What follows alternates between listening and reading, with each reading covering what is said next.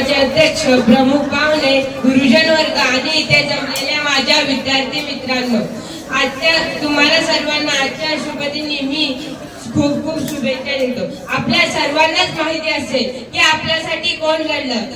लहान महात्मा गांधी कोण होते, पंडित जवाहरलाल नेहरू कोण होते, सुभाषचंद्र बोस कोण होते, हे कोण होते, ते कोण होते. आपण लहानपणापासूनच इतिहासात शिकत आलोय की छत्रपती शिवाजी महाराज कोण होते, पण त्यांच्यातील एक तरी गुण आपण आपल्यात घेतो का? अरे हा भारताचा इतिहास कोणी ऐऱ्या गेऱ्या नऊ खेऱ्यांनी लिहिला नाही, तर तो लिहिला घोड्यांच्या टापांनी, तलवारीच्या टोकांनी, डॉक्टर बाबासाहेब आंबेडकरांनी, महात्मा गांधींनी, छत्रपती शिवाजी महाराजांनी आणि छत्रपती शिवाजी महाराजांच्या मावळ्यांनी.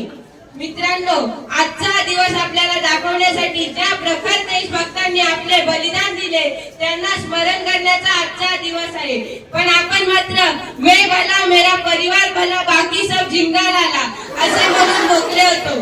पण म्हणूनच की काय तुमच्याकडे देशाला देण्यासाठी 10 मिनिटे वेळ आहे का, असा प्रश्न डॉक्टर APJ अब्दुल कलाम यांना विचारावा लागला होता. मित्रांनो, तोही एक काळ होता, माझा भारत महान होता. तोही एक काळ होता, माझा भारत महान होता. कारण त्यावेळी होता लोकमान्य टिळकांसारखा नेता, कारण त्यावेळी होता लोकमान्य टिळकांसारखा नेता. पण आज मेरा भारत महान है या उसे महान बनाना पडेगा, हाच एक मोठा प्रश्न पडतो. मित्रांनो, भारत म्हणजे आदर्श संस्कृती आणि आदर्श संस्कृती म्हणजेच भारत, हे समीकरण पूर्वीच्या काळी होते. पण आता ते बदललंय. आपण सगळेच म्हणतो काल बदललाय, आता भारत प्रचंड वेगाने प्रगती करतोय. पूर्वी मातीची घरं होती, आता त्याला सिमेंटचा मुलावा आलाय आणि माणुसकीचा ओलावा हवेत उडून जावा तसा तो उडत गेलाय. पण हाच माणुसकीचा ओलावा जेव्हा परत भारतात निर्माण होईल ना, तेव्हा आणि तेव्हाच खऱ्या अर्थाने आपला भारत देश सुजलाम सुफलाम होईल.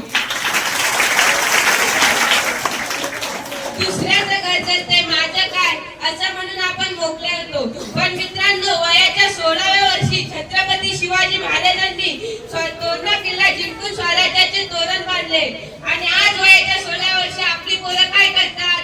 वयाच्या 18व्या वर्षी राजर्षी शाहू महाराजांनी स्वराज्याचं मापदंड हाती घेतलं आणि आज वयाच्या 18व्या वर्षी आपली पोरं काय करतात?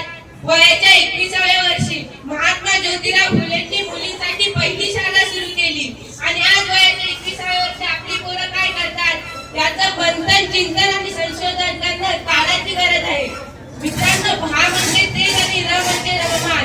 जे देशात रममान असतात ते भारतीय. आपण मंदिरात जाताना आपल्या बाहेर काढून ठेवतो ना, तसं निवडणुकीला जाताना आपली तेजस्विता बाहेर का काढून ठेवतो?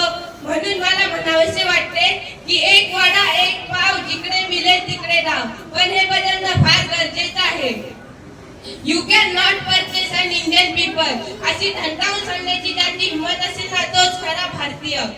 आज मित्रांनो, वडिलांची जागा डॅडने घेतले, आईची जागा मॉमने घेतले आणि आजी आजोबांना तर जागाच उरलेली नाही. मातृदेव भव, पितृदेव भव असे भव्य दिव्य सांगणारी माझी भारतीय संस्कृती आणि वृद्धाश्रमांची होणारी वाढ हे बिघडलेल्या समाजाचे लक्षण आहेत. मित्रांनो, आज सरकारने चालवलेल्या योजना चांगल्या आहेत, मात्र तो राबवणारा माणूस परफेक्ट नाही. म्हणून मला म्हणावेसे वाटते, ना हिंदू बनो ना मुसलमान बनो, ना हिंदू बनो ना मुसलमान बनो, अरे यारो पहले ढंग से इंसान तो बनो, अरे यारो पहले ढंग से इंसान तो बनो. मित्रांनो, आज माणसाला घडवायला लागते तर ते संस्कारातच. कारण गणपतीची मूर्ती बनवण्याचा साचा जसा कुठल्याही बाजारात विकत मिळतो ना, तसा माणसाला घडवण्याचा साचा कुठल्याच बाजारात विकत मिळत नाही. कारण माणसाला घडवायला लागते तर ते संस्कारातच. लाथ मारेल तिथे पाणी काढेल अशी मजबूत माणसे जेव्हा माझ्या देशात निर्माण होतील ना, तेव्हाच खऱ्या अर्थाने माझा भारत देश महान होईल. म्हणून आजच्या दिवशी ज्या देशभक्तांनी आपले आयुष्य वेचले त्यांना सांगावेसे वाटते की आपके बलिदान को हम होने न देंगे इतिहास, आपके बलिदान को हम होने न देंगे इतिहास. खिलता रहे इस देश का चमन, इसका हमेशा करेंगे प्रयास. खिलता रहे इस देश का चमन, इसका हमेशा करेंगे प्रयास. धन्यवाद. भारत सुंदर भारत.